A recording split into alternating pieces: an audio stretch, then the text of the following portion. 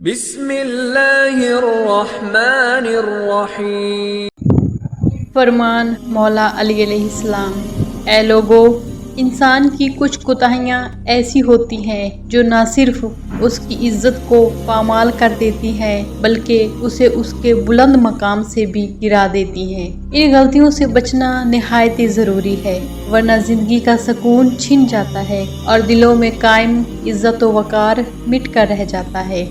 پہلی خطا، کھانے کی بے حرمتی۔ جو شخص بچا ہوا کھانا زمین پر پھینکتا ہے یا پاؤں تلے کچلتا ہے وہ رزق کی ناشکری کرتا ہے۔ اے لوگو، جب کھانا بچ جائے تو اسے کسی ایسی جگہ پر رکھ دو جہاں دوسری مخلوقات کھا سکے، یا کھانا اتنا ہی لیا کرو جتنا تم مکمل کھا سکو، کیوں نہ کہ اس سے رزق کی بھی بے ادبی ہوتی ہے، نصیب کی برکت بھی چھن جاتی ہے۔ دوسری خطا، ہاتھ دھونے کے بعد کپڑوں سے صاف کرنا۔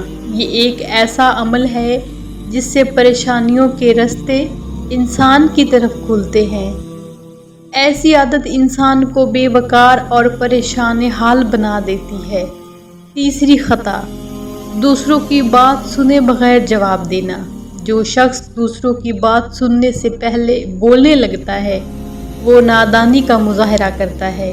ایسا فرد نہ صرف اپنا مرتبہ کھو دیتا ہے بلکہ رفتہ رفتہ رسوائی، تنگ دستی اور تنہائی کا شکار ہو جاتا ہے۔